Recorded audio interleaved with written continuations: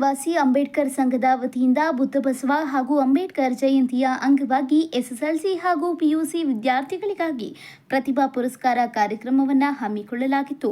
ಈ ಸಂದರ್ಭದಲ್ಲಿ ರಾಜ್ಯಕ್ಕೆ ಪ್ರಥಮ ಸ್ಥಾನ ಪಡೆದ ಇಬ್ಬರು ವಿದ್ಯಾರ್ಥಿಗಳಿಗೆ ಚಿನ್ನದ ಪದಕ ಹಾಗೂ ವಿವಿಧ ಪರೀಕ್ಷೆಗಳಲ್ಲಿ ಉತ್ತಮ ಸಾಧನೆ ಮಾಡಿದ 200 ವಿದ್ಯಾರ್ಥಿಗಳಿಗೆ ಬೆಳ್ಳಿ ಪದಕ ನೀಡಿ ಗೌರವಿಸಲಾಯಿತು. ಸಮಾರಂಭದಲ್ಲಿ ಮಾತನಾಡಿದ ಸಮಾಜ ಸೇವಕ ಲೋಕೇಶ್ ಅವರು, ಸಮಾಜದ ಸೇವೆಯೇ ತಮ್ಮ ಜೀವನದ ಪ್ರಮುಖ ಗುರಿಯಾಗಿದೆ ಎಂದು ಹೇಳಿದರು. ಹೊಯ್ಸಳ ನಗರ ವಾರ್ಡ್ ಹಾಗೂ ಸಿಬಿ ರಾಮನ್ ಕ್ಷೇತ್ರದಲ್ಲಿ ಕಳೆದ 3 ದಶಕಗಳಿಂದ ಜನಪರ ಕಾರ್ಯಗಳಲ್ಲಿ ಸಕ್ರಿಯವಾಗಿ ತೊಡಗಿಸಿಕೊಂಡಿದ್ದು, ಟ್ರಸ್ಟ್ ಮೂಲಕ ವೃದ್ಧಾಪ್ಯ ವೇತನ, ವಿಧವಾ ವೇತನ ಹಾಗೂ ಅಂಗವಿಕಲರ ಪಿಂಚಣಿ ಸೌಲಭ್ಯಗಳನ್ನು ಪಡೆಯಲು ಜನರಿಗೆ ನಿರಂತರ ನೆರವು ನೀಡಲಾಗುತ್ತಿದೆ ಎಂದು ತಿಳಿಸಿದ್ದಾರೆ. ತಮ್ಮ ಸೇವಾ ಪಯಣದ ಕುರಿತು ಮಾತನಾಡಿದ ಅವರು, ತಂದೆ ರಾಜು ಹಾಗೂ ತಾಯಿ ಪ್ರೇಮಾ ಅವರ ಪ್ರೋತ್ಸಾಹವೇ ಈ ಕಾರ್ಯಕ್ಕೆ ಸ್ಫೂರ್ತಿಯಾಗಿದೆ ಎಂದು ಹೇಳಿದರು. ಕೋವಿಡ್ ಸಮಯದಲ್ಲಿ ಆರಂಭವಾದ ಸೇವಾ ಚಟುವಟಿಕೆಗಳು ಇಂದು ಟ್ರಸ್ಟ್ ಮೂಲಕ ಶಿಕ್ಷಣ, ಆರೋಗ್ಯ ಹಾಗೂ ಸಾಮಾಜಿಕ ಕ್ಷೇತ್ರಗಳಲ್ಲಿ ವಿಸ್ತರಿಸಿದೆ ಎಂದು ಹೇಳಿದ್ದಾರೆ. ಇತ್ತೀಚಿನ ದಿನಗಳಲ್ಲಿ ಗ್ಯಾಸ್ ದರ ಏರಿಕೆಯಿಂದ ಆಟೋ ಚಾಲಕರು ಸಂಕಷ್ಟ ಅನುಭವಿಸುತ್ತಿರುವುದನ್ನು ಗಮನಿಸಿ ಅವರಿಗೆ ಪ್ರತಿ ತಿಂಗಳು ಆರ್ಥಿಕ ನೆರವು ನೀಡುವ ಯೋಜನೆಯನ್ನು ಟ್ರಸ್ಟ್ ಆರಂಭಿಸಿದೆ ಎಂದು ಹೇಳಿದರು. ಸಮಾಜದ ಅಗತ್ಯವಿರುವ ವರ್ಗಗಳಿಗೆ ನೆರವಾಗುವುದು ನಮ್ಮ ಜವಾಬ್ದಾರಿ ಎಂಬ ನಿಲುವಿನೊಂದಿಗೆ ಸೇವಾ ಕಾರ್ಯಗಳನ್ನು ಮುಂದುವರಿಸಲಾಗುತ್ತಿದೆ ಎಂದು ಹೇಳಿಕೊಂಡಿದ್ದಾರೆ. ಹೊಯ್ಸಳ ನಗರ ವಾರ್ಡ್ ನಂಬರ್ 9ರಲ್ಲಿ ಜಿಬಿಎ ಅಭ್ಯರ್ಥಿಯಾಗಿ ಅವಕಾಶ ದೊರೆತರೆ ಕುಡಿಯುವ ನೀರು, ರಸ್ತೆ ಸೇರಿದಂತೆ ವಾರ್ಡ್ನ ಮೂಲಭೂತ ಸಮಸ್ಯೆಗಳ ಪರಿಹಾರಕ್ಕೆ ಹೆಚ್ಚಿನ ಆದ್ಯತೆ ನೀಡುವುದಾಗಿ ಲೋಕೇಶ್ ಅವರು ತಿಳಿಸಿದರು.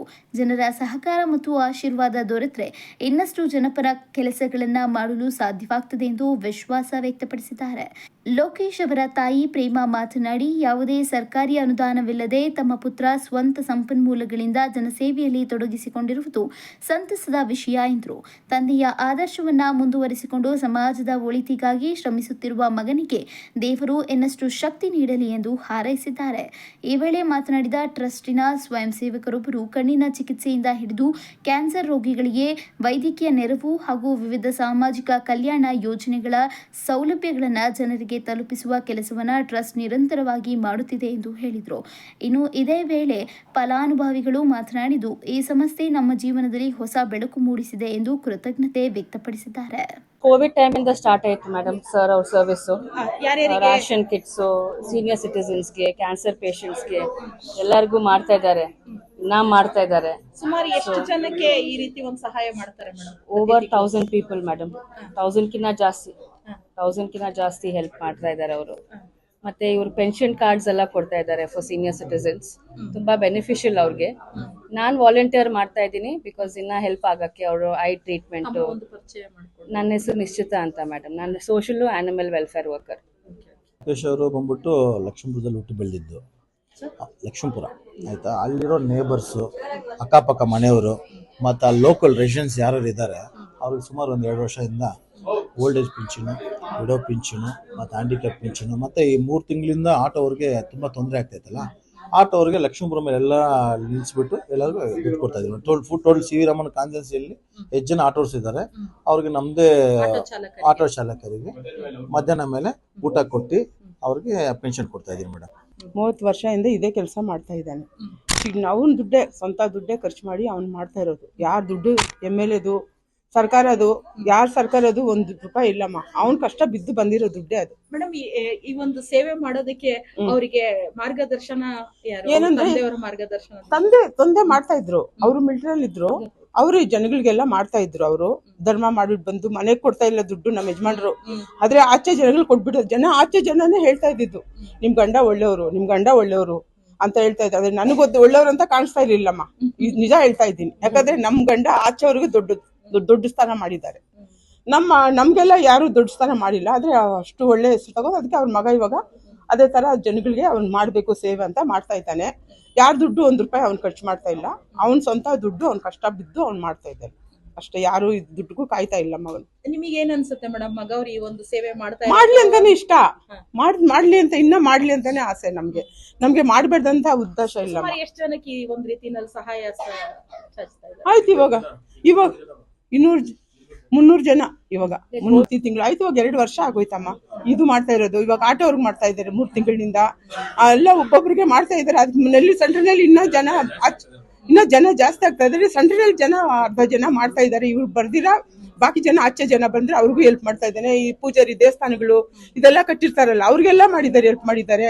ಯಾರಿಗೂ ಸಾವು ಯಾರಿಗೇನಾಯ್ತೋ ಅದಕ್ಕೆಲ್ಲ ದುಡ್ಡು ಖರ್ಚು ಮಾಡ್ತಾ ಇದ್ದಾನೆ. ಟ್ಯಾಬ್ಲೆಟ್, BP ಮಾತ್ರೆ. ಯಾವುದೇ ರಾಜಕೀಯದ ಉದ್ದೇಶ ಅಲ್ಲ, ಇಲ್ಲ. ಅವತ್ತಿಂದ ಮಾಡ್ಕೊಂಡ್ ಬಂದಿರೋಂತ ಸೇವೆ. ಅದ್ ಖಂಡಿತ ಇಲ್ಲಮ್ಮ. ರಾಜ್ಯ ಇದ್ ಮಾಡ್ಬೇಕು ಅಂತಾನೆ ಆತರ ಇಲ್ಲ. ತಂದೆಯವ್ರು ಏನ್ ಮಾಡ್ಕೊಂಡ್ ಬಂದ್ರು ತಂದೆಯವರ ಹಾದಿನಲ್ಲಿ ಮಾಡ್ಬೇಕಂತ ಅವನ ಉದ್ದೇಶ ಅಷ್ಟೇ. ಜನಗಳು ಮಾಡ್ಬೇಕು, ಜನಗಳ ಸೇವೆ ಮಾಡ್ಬೇಕು ಅವನ ಆಸೆ. ಈ ತರ ಅವ್ರ ಅಪ್ಪನ ಬುದ್ಧಿ ಅವ್ರು ಕಲ್ತ್ಕೊಂಡಿದ್ದಾರೆ ಅಷ್ಟೇ. ಅದ್ ಮಾಡ್ತಾರೆ ಹೊರತು ಅವ್ರು ಯಾರ ದುಡ್ಡು ಅವ್ರು ಖರ್ಚು ಮಾಡ್ತಾ ಇಲ್ಲಮ್ಮ. ಮೇಡಮ್, ನಾವು ಇದು ಎಲ್ಲ ಮಾಡೋಕ್ಕೆ ಉದ್ದೇಶ, ಮೇನ್ ಉದ್ದೇಶನೇ ನಮ್ಗೆ ನಮ್ಮ ತಂದೆಯವರು ಒಂದು ಜೊತೆಯಲ್ಲಿ ಕೋವಿಡ್ ಬಂತಲ್ವಾ. ಕೋವಿಡಲ್ಲಿ ನಿಜವಾಗ ನನಗೆ ಆವತ್ತಿಂದ ನಮಗೆ ತುಂಬ ಪ್ರೇರಣೆ ಆಗಿ ಕೋವಿಡಲ್ಲಿ ನಾವು ಸುಮಾರು ಒಂದು 15,000 ಜನಕ್ಕೆ ವ್ಯಾಕ್ಸಿನ್ ಹಾಕ್ಸಿದ್ದೀವಿ. ಕ್ಯಾಂಪ್ ಮಾಡಿ 15,000 ಜನಕ್ಕೆ ವ್ಯಾಕ್ಸಿನ್ ಹಾಕ್ಸಿದ್ದೀವಿ. ಮತ್ತು ಮನೆಗೂ ಬೆಳಿಗ್ಗೆ ಅವ್ರಿಗೆ ಹಾಲು ಇರ್ಬೋದು, ವೆಜಿಟೇಬಲ್ ಇರ್ಬೋದು, ಆಮೇಲೆ ಮಧ್ಯಾಹ್ನ ಊಟ ಇರ್ಬೋದು ಅವ್ರಿಗೆ. ಆಮೇಲೆ ನಾಯಿಗಳಿಗೆ ನಮ್ಮ ಲಕ್ಷ್ಮೀಪುರ ಮಶಾನ ಇದೆ, ಸುಮಾರು ಅಕ್ಕಪಕ್ಕ ಸ್ಮಶಾನದಲ್ಲಿ ಜನ ಆಚೆ ಹಾಕ್ಬಿಡ್ತಾರೆ. ಮಶಾನದಲ್ಲಿ ಇರೋ ನಾಯಿಗೆ ಯಾರು ಹಾಕಲ್ಲ ಅಂದ್ಬಿಟ್ಟು ನಾವು ಮಶಾನ್ಗೆ ಹೋಗಿ ಮಶಾನದಲ್ಲಿ ನಾಯಿಗಳಿಗೆಲ್ಲ ಹಾಲು ಇರ್ಬೋದು, ಊಟ ಇರ್ಬೋದು ಹಾಕಿ ಇದು ಮಾಡಿದ್ದೀವಿ.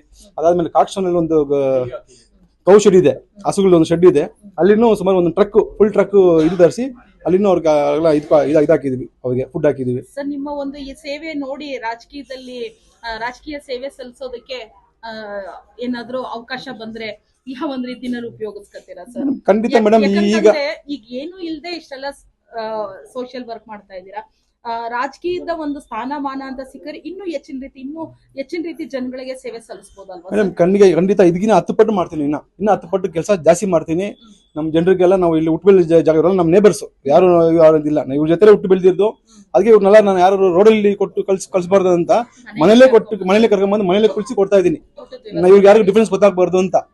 ಬೇರೆ ಏನ್ ಮಾಡ್ತಾರೆ, ಕೆಲವು ರಿಲೇಟಿವ್ಸ್ ಗೊತ್ತಿದೆ, ರೋಡಲ್ಲಿ ಕೊಟ್ಟು ರೋಡ್ ಕಳ್ಸಿಬಿಡ್ತಾರೆ, ನಮ್ಗೆ ಮಾಡಿ ಕೊಟ್ಬಿಡ್ತಾರೆ. ನಮ್ಗೆ ಜನ ಇಲ್ಲಿ ಜಾಸ್ತಿ ಆದ್ರೂ ಪರವಾಗಿಲ್ಲ, ಮನೇಲೆ ಕೊಡ್ಬೇಕಂತ ಅವ್ರಿಗೆಲ್ಲ ಪ್ರತಿಯೊಬ್ಬರಿಗೆ ಕಾಫಿ ಇರ್ಬೋದು, ಟೀ ಕೊಟ್ಟು ತಿಂಗಳು ಅನುಕೂಲ ಆದ ಸಹಾಯ ಮಾಡ್ತಾ ಇದ್ದೀನಿ. ಈಗ ಒಂದು 2-3 ತಿಂಗಳಿಂದ ಪೆಟ್ರೋಲ್ ಡೀಸೆಲ್ ಪ್ರಾಬ್ಲಮ್ ಇರೋದ್ರಿಂದ ಆಟೋ ಡ್ರೈವರ್ಸ್ ಅವರು ತುಂಬಾ ಕಷ್ಟದಲ್ಲಿ ಇದ್ದಾರೆ. ಅವ್ರಿಗೂ ಒಂದು 500 rupees ತರ ಅವರು ತಿಂಗಳಿಗೆ ಕೊಡ್ತಾ ಇದೀವಿ. ಒಂದು 3 months ಕೊಡ್ತಾ ಇದ್ದೀವಿ ಅವ್ರಿಗೂ. ಮುಂದಿನ ದಿವಸದಲ್ಲಿ ಇನ್ನ ಜಾಸ್ತಿ ಸೇವೆ ಮಾಡ್ಬೇಕು ಅನ್ಕೊಂಡಿದ್ದೀವಿ. ಒಂದು ಹಾಸ್ಪಿಟಲ್ ಪ್ರಾಬ್ಲಮ್ ಇರ್ಬೋದು, ಒಂದು ಸ್ಕೂಲ್ ಪ್ರಾಬ್ಲಮ್ ಇರ್ಬೋದು, ಏನೋ ಒಂದು ಯಾರ ಸತ್ತೋಗ್ಬಿಟ್ಟು ಅಂತ ಏನಾದ್ರು ಏನಾದ್ರು ಸಮಾಜ ಸೇವೆ ಮಾಡೋಕೆ ಮ್ಯಾಕ್ಸಿಮಮ್ ಮಾಡ್ತೀವಿ. ಈಗ ಲಾಸ್ಟ್ ಮಂತ್ ನಮ್ಮ ನಿಶ್ಚಿತಾ ಮೇಡಮ್ ಅವರು ಸುಮಾರು ಒಂದು ವಯಸ್ಸು 65 ಏಜ್, ನಮ್ಮ ಒಬ್ರು 75 years ನಮ್ಮ ರೆಗ್ಯುಲರ್ ಬರ್ತಾರೆ ಇಲ್ಲಿ. ಅವ್ರಿಗೆ ಕಣ್ಣು ಪ್ರಾಬ್ಲಮ್ ಆಗ್ಬಿಟ್ಟಿತ್ತು. ಅವ್ರನ್ನ ಕರ್ಕೊಂಡೋಗಿ ಕಾರಲ್ಲಿ ಕರ್ಕೊಂಡೋಗಿ ಜಯನಗರ ಹಾಸ್ಪಿಟಲ್ ಆಪರೇಷನ್ ಮಾಡಿಸಿ ಈಗ ಅವ್ರ ಕಣ್ಣು ತುಂಬಾ ಚೆನ್ನಾಗಿ ಕಾಣಿಸ್ತಾ ಇದೆ. ಇಷ್ಟೊತ್ತು ಮುಂಚೆ ನೀವು ಬರಕ್ ಮುಂಚೆ ಬಂದು ಅವರು ಮಾತಾಡ್ಸ್ಕೊಂಡು ಹೋದ್ರು. ತುಂಬಾ ಒಳ್ಳೆ ಮಾಡ್ತಾ ಇದ್ದಾರೆ ಅವ್ರನ್ನು. ನಾವು ಜೊತೆ ಸೇರ್ಕೊಂಡು ಕ್ಯಾನ್ಸರ್ ಪೇಷಂಟ್ಗೆಲ್ಲ ಅವ್ರಿಗೆ ಮಾತ್ರೆ ಮದ್ದು ಎಲ್ಲ ಕೊಡ್ತಾ ಇದ್ದಾರೆ, ನಾಯಿಲ್ ಎಲ್ಲ ಮಾಡ್ತಾ ಇದ್ದಾರೆ. ಮುಂದಿನ ರೀತಿಯಲ್ಲಿ ದೇವರ ಆಶೀರ್ವಾದದಿಂದ ಸ್ವಲ್ಪ ಶಕ್ತಿ ಕೊಟ್ರೆ ಇನ್ನೂ ಜಾಸ್ತಿ ಮಾಡ್ತೀವಿ ಮೇಡಮ್. ನಮ್ಮ ಇದನ್ನ ಭಾಗ ಲಕ್ಷ್ಮೀಪುರಂ, ಜಯರಾಜನಗರ, ಮರ್ಫಿಟ್ ಟೌನು, ಕದರನಪಳ್ಳಿ, ಸಿ ಕಾಲನಿ, ಕಲ್ಲಲ್ಲಿ, ಈ surrounding, Hoysalanagar ward, CV Raman constituency ಇಲ್ಲಿ ಮಾಡ್ತಾ ಇದೀವಿ ಮೇಡಮ್. ಅದರಲ್ಲಿ ವಾಸ. ನಾನು ಒಂದು ರಾಜಕೀಯದಲ್ಲಿ 30 ವರ್ಷದಿಂದ ನಾನು ಇದ್ದೀನಿ. ನಮ್ಮ ಲೋಕೇಶ್ ಜಿ ಅವರು ಸುಮಾರು ಒಂದು 20 ವರ್ಷದಿಂದ ನಿರಂತರವಾಗಿ ಅವರೊಂದು ಸೇವೆ ಮತ್ತು ಅವರ ತಂದೆ ಕಡೆಯಿಂದ ಸ್ಫೂರ್ತಿ ತಗೊಂಡು ಅವರು ಎಲ್ಲ ಸೇವೆ ಮಾಡ್ತಾ ಇರೋದು ನಾನು ನೋಡ್ತಾ ಇದ್ದೀನಿ. ಕೋವಿಡ್ ಸಂದರ್ಭದಲ್ಲಿ ಅಂತೂ ಅವ್ರದ್ದು ಬಹಳಷ್ಟು ಹರ್ನಿಶಿ ರಾತ್ರಿ ಹಗಲು ಎಲ್ಲ ದುಡಿದು ಎಲ್ಲರಿಗೂ ಸೇವೆ ಮಾಡಿದ್ದಾರೆ. ಅವರು ಪ್ರತಿಯೊಂದು ಮನೆಗಳಿಗೂ ಸಂಪರ್ಕ ಮಾಡಿ ಅವ್ರಿಗೆ ಅಗತ್ಯ ವಸ್ತುಗಳನ್ನು ಕೊಟ್ಟಿದ್ದಾರೆ. ನಮ್ಮ ಕದರಿನಪಳ್ಳಿ ಅಷ್ಟೇ, ಅವ್ರಿಗೆ ಮೆಡಿಸಿನ್ಸ್ ಅಂತೆ ಸುಮಾರು ಕೆಲಸಗಳು ಮಾಡ್ಕೊಂಡಿದ್ದಾರೆ. ಅವರು ಒಂದು ಹೊಯ್ಸಳನಗರ ವಾರ್ಡ್ ಅಂತ ಏನೋ ಡಿಕ್ಲೇರ್ ಆಗಿದೆ GBಯಲ್ಲಿ, ಅದರಲ್ಲಿ ಕೌನ್ಸಿಲರ್ ಆಗಿ ಅಭ್ಯರ್ಥಿ ಆಗಬೇಕು ಅಂತ ನಮ್ಗೆ ತುಂಬ ಆಸೆ ಇದೆ. ಅವರು ಆ ರಾಜಕೀಯದಲ್ಲಿ ಅವ್ರು ಪ್ರವೇಶ ಮಾಡಿದಂಗೆ ಇನ್ನು ಇದಕ್ಕಿಂತ ದುಪ್ಪಟ್ಟು ಅವ್ರು ಹೇಳ್ದಂಗೆ ಸೇವೆ ಸಲ್ಲಿಸ್ಬೋದು. ಅದೇ ನಮ್ಮ ಉದ್ದೇಶ. ಅವ್ರಿಗೆ ನಾವು ಇಂದಿಗೂ ಅವ್ರಿಂದ ಇದ್ದೀವಿ. ನಾವು ನಮಸ್ಕಾರ. ನಾನು ಲಕ್ಷ್ಮೀಪುರದಲ್ಲಿ ಇದ್ದೆ. ಪ್ರೇಮ ಅವ್ರ ಮಕ್ಕಳೆಲ್ಲ ಅಲ್ಲೇ ಹುಟ್ಟಿ ಬೆಳೆದಿದ್ದು. ಹೆರಿಗೆ ಆಗುವಾಗ ನಾನೇ ಕರ್ಕೊಂಡು ಹೋಗಿ ನಮ್ಮ ಯಜಮಾನ್ರ ಸೈಕಲ್ ರಿಕ್ಷಾನಲ್ಲಿ ಹಾಸ್ಪಿಟ್ಲ್ನಲ್ಲಿ ಬಿಟ್ಟು ಹೆರಿಗೆ ಆಗಿ ಮಗು ತಕೊಂಡ್ ಬಂದು ಲೋಕೇಶ್ ನನ್ನ ಕೈನಲ್ಲಿ ಕೊಟ್ರು. ಅಮ್ಮ ಜೊತೆಯಲ್ಲಿ ಮಲಗಿಸ್ಬಿಟ್ಟು ಕಾಪಿ ಎಲ್ಲ ತೆಗೆದು ಕೊಟ್ಬಿಟ್ಟು ಹೆಸರೆಲ್ಲ ಅಡ್ರೆಸ್ ಎಲ್ಲ ಕೊಟ್ಬಿಟ್ಟು ಅವಾಗ ನಾವು ಹರಿಜನ ಸೇವಾ ಸಂಘ ಲೀಡರ್ ಆಗಿ ಇದ್ದೀವಿ. ಪ್ರೇಮ ಜೊತೆಯಲ್ಲಿ ಹೋಗಿ ನಾನೇ ಎಲ್ಲ ಮಾಡಿಬಿಟ್ಟು ಅವ್ರಿಗೆ ಏನು ಬೇಕೋ ಸಹಾಯ ಮಾಡಿಬಿಟ್ಟು ನಾನೇ ನಮ್ಮ ಯಜಮಾನ್ರು ಹೋಗಿ ಮಾಡಿಬಿಟ್ಟು ಬಂದೆ. ಆದರೆ ಗಂಡ ತುಂಬಾ ಕಷ್ಟ ಬಿದ್ಲು, ರಕ್ತ ಸುರಿದು ಬೆಳೆಸಿದಲ್ಲ ಮಕ್ಕಳನ್ನ, ಕಣ್ಣೀರಿನಲ್ಲಿ ರಕ್ತನೇ ಬರೋದು, ಅಷ್ಟು ಕಷ್ಟ ಬಿದ್ದು ಸಹಾಯ ಮಾಡಿದ್ದೀನಿ. ಈಗ ಗಂಡಯಿಂದ ಸುಖ ಇಲ್ಲ, ಮಕ್ಕಳಿಂದ ಈಗ ದೇವರು ತುಂಬಾ ಆಶೀರ್ವಾದ, ನಮ್ಮ ಆಶೀರ್ವಾದ ಅಲ್ಲ ಅವ್ರ ಮಕ್ಕಳಿಗೂ ಇರ್ತದೆ. ತುಂಬಾ ಕಷ್ಟ ಅಂತ ಬೆಳೆದು ಗಂಡದಿಂದ ಸುಖ ಇಲ್ಲ, ಮಕ್ಕಳಿಂದ ಸುಖ ಬಂದಿದೆ. ಆದ್ರೆ ಒಳ್ಳೆ ಮಕ್ಕಳನ್ನ ಎತ್ತಿದ್ದಾಳೆ ಪ್ರೇಮ, ನನ್ನ ಮಗಳು ಪ್ರೇಮ, ನನ್ನ ಮಗಳು ನನ್ನ ಮೊಮ್ಮಕ್ಕಳು ಅವರು. ಆದ್ರಿಂದ ನಾವು ಒಳ್ಳೆ ಮಕ್ಕಳನ್ನೇ ಬೆಳೆಸಿದ್ದಾಳೆ. ಲೋಕೇಶ್ಗೂ ಹೆಮ್ಮೆ ಇಲ್ಲ, ಗರ್ವ ಇಲ್ಲ, ಅಹಂಕಾರ ಇಲ್ಲ. ಬಡವರನ್ನೋದು ಒಂದು ಪ್ರೀತಿ ಐತೆ, ಬಡವ್ರನ್ನೇ ಅವ್ರ ಕಡೆ ತಿರುಗಿಸ್ಬೇಕು ಅಂದ್ರು. ಇಷ್ಟು ಜನಗಳಿಗೆ ತಿಂಗಳಿಗೆ ಯಾರು ಈ ತರ ಕೊಟ್ಟೋದು ಇಲ್ಲ. ಒಬ್ರು ದೊಡ್ಡವ್ರ ಮನೆಗೆ ಹೋದ್ರೆ ಬಾಗಿಲಿನಲ್ಲಿ ನಿಂತು ಮಾತಾಡಿಸ್ತಾರೆ, ಆದ್ರೆ ಉಯ್ಯಾಲೆನಲ್ಲಿ ಕುಂಡ್ರಿಸಿ, ಸೋಫಾನಲ್ಲಿ ಕುಂಡ್ರಿಸಿ, ಬೆಡ್ರೂಮ್ ನಲ್ಲೇ ಅವ್ರ ಟಾಯ್ಲೆಟ್ಗಳಿಗೆಲ್ಲ ನಮ್ಮನ್ನ ಕಳಿಸಿಂತ ಬಡವ್ರನ್ನೇ ಅವ್ರ ಜನಾಂಗೆ ನಮ್ಮನ್ನ ನೋಡ್ತಾರೆ. ಕೂಡ ಹುಟ್ಟಿದ ತಾಯಿಗೆ ಹೆಂಗ್ ನೋಡ್ತಾರ ಹಂಗ ನಮ್ಮನ್ನ ನೋಡ್ತಾರೆ. ಆ ಕಾಲದಿಂದ ನಾವು ಹರಿಜನ ಸೇವಾ ಸಂಘದಿಂದ ನಾವು ಒಟ್ಟಿಗೆ ಇದ್ದಿದ್ದು. ಅವ್ರ ತಾಯಿ ಕಣ್ಣೀರ್ ಬಿಟ್ಟು ಮಕ್ಕಳನ್ನ ಸಾಕಿದ್ದಾಳೆ. ಆ ಕಣ್ಣೀರ್ಗೆ ದೇವರು ಒಳ್ಳೆ ಬೆಲೆ ಕೊಟ್ಟಿದಾರ, ಒಳ್ಳೆ ಪ್ರತಿಫಲ ಕೊಟ್ಟಿದ್ದಾರೆ ಪ್ರೇಮಕ್ಕೆ. ಅವ್ರ ಮನಸ್ಸು ತುಂಬಾ ದೇವ್ರ ಆಶೀರ್ವಾದ ಮಾಡ್ಲಿ. ಅವ್ರ ಕುಟುಂಬ, ಅವ್ರ ಹೆಂಡತಿ, ಗಂಡ, ಲೋಕೇಶ್, ಅವ್ರ ಅಣ್ಣ ತಮ್ಮಿಯಂದರೆಲ್ಲ ಒಳ್ಳೆ ರೀತಿಯಲ್ಲಿ ನಮ್ಮನ್ನ ನಡ್ಸ್ಕೊಂಡು ಹೋದ್ರೆ. ಅವ್ರ ಅಪ್ಪ ಕೂಡ ಸತ್ಯದ ದಿವಸ ಬಂದ್ರೆ ಮಶಾನದಲ್ಲಿ ಮಾಡಿ ಎಲ್ಲಾರ್ಗೂ ಅಲ್ಲಿನೂ ಪ್ರೈಸ್ ಕೊಡ್ತಾರೆ. ಅವ್ರ ಕೈನಲ್ಲಿ ಏನು ಆಗುತ್ತೋ ಅಷ್ಟು ಕೊಡ್ತಾರೆ. ಈಗ ನಾವೇ ಎಲೆಕ್ಷನ್ ಅಲ್ಲಿ ನಿಂತ್ಕೋಬೇಕಂತ ಹೇಳಿದ್ವಿ.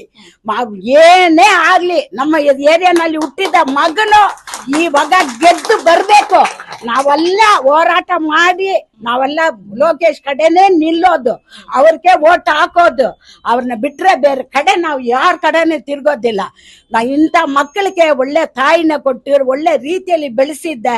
ಆ ತಾಯಿ ನೂರಾರು ಕಾಲ ಮಕ್ಕಳೆಲ್ಲ ಚೆನ್ನಾಗಿ ಬಾಳ್ಲಿಂದು ನಮ್ಮ ಸಂಘದ ಸಾರ್ಬಾಗಿ ಅವ್ರನ್ನ ಆಶೀರ್ವಾದ ಮಾಡ್ತೀವಿ. ನಾವು ಹೇಳಿದ್ದಲ್ಲ ನಿಜಾನೇ, ಹಿಂದಗಡೆ ಹೇಳಿದ್ರೆ ಸುಳ್ಳು ಆಗುತ್ತೆ, ಅವ್ರ ಮುಂದೆ ಹೇಳಿದ್ರೆ ಎಲ್ಲಾರ್ಗು ಗೊತ್ತಾಗುತ್ತೆ. ಪ್ರೇಮ ಎಷ್ಟು ಕಷ್ಟ ಬಿದ್ದರು, ಅವ್ರ ಕಣ್ಣಲ್ಲಿ ನೀರಿಲ್ಲ, ರಕ್ತನೇ ಸುರಿದು ಬೆಳೆದಿದ್ದಾಳ, ಮಕ್ಕಳನ್ನ ಸಾಕಿದ್ದಾಳೆ. ಅವಳಿಗೆ ಒಳ್ಳೆ ರೀತಿಯಲ್ಲಿ ಇವಾಗ ದೇವರು ಆಶೀರ್ವಾದ ಕೊಟ್ಟು ಚೆನ್ನಾಗಿ ಮಡಗಿದಾರ. ಈ ಆಶೀರ್ವಾದ ಕೊನೆಯವರೆಗೂ ಅವ್ರ ಫ್ಯಾಮಿಲಿನಲ್ಲಿ ಇರ್ಬೇಕು. ಅವ್ರ ಫ್ಯಾಮಿಲಿ ಎಲ್ಲ ದೇವ್ರ ಆಶೀರ್ವಾದದಿಂದ ತುಂಬಿ ಬೆಳೀಲಿ ಎಂದು ನಾನು ಅವ್ರನ್ನ ಆಶೀರ್ವಾದ ಮಾಡಿ ನಮ್ಮ ಹರಿಜನ ಸೇವಾ ಸಾರ್ಭಾಗ್ಯ ಅವ್ರಿಗೆಲ್ಲ ಆಶೀರ್ವಾದ ಮಾಡಬೇಕು. ನಮ್ಮ ಹರಿಜನ ಸೇವಾ ಸಂಘ ಎಲ್ಲ ಒಟ್ಟಿಗೆ ಸೇರಿ ಲೋಕೇಶ್ನ ಈ ಸತಿ ಎಲೆಕ್ಷನ್ ಅಲ್ಲಿ ಗೆದ್ದು ಬರಂಗೆ ಹಾಕ್ಬೇಕು. ನಾವೆಲ್ಲ ಬೂತ್ನಲ್ಲಿ ಹೋಗಿ ಅವ್ರಿಗಾಗ ನಾವು ಹೋರಾಟ ಮಾಡ್ತೀವಿ, ಅವ್ರಿಗಾಗ ಕೆಲಸ ಮಾಡಿ ಗೆದ್ದು ನಿಲ್ಲಿಸ್ತೀವಿ. ನನ್ನ ಮಗ, ನನ್ನ ಮೊಮ್ಮಗ ಬರ್ಬೇಕು, ಅವ್ನ್ ಬಂದು ಇನ್ನ ತುಂಬಾ ಒಳ್ಳೇದು ಮಾಡ್ಬೇಕು ಅಂತ ದೇವ್ರ ಆಶೀರ್ವಾದ ಮಾಡಿ ನಮ್ಮ ಸಂಘದ ಸಾರ್ಭಾಗ್ಯ ಅವ್ರ ಫ್ಯಾಮಿಲಿ, ಅವ್ರ ಹೆಂಡತಿ, ಅವ್ರ ಅಮ್ಮ, ಅವ್ರ ಅಕ್ಕ ತಂಗಿಯರ್ನೆಲ್ಲ ಮೊಮ್ಮಕ್ಕಳನ್ನೆಲ್ಲ ದೇವ್ರ ಆಶೀರ್ವಾದ ಮಾಡ್ಲಿಂದು ನನ್ನ ಮಾತನ್ನ ಮುಗಿಸ್ತೀನಿ. ದೇವ್ರಿಗೂ ನಿಮ್ಗೆಲ್ಲ ಎಷ್ಟು ಟೈಮ್ ಕೊಟ್ಟಿದ್ದಕ್ಕೆ ನಮಸ್ಕಾರ.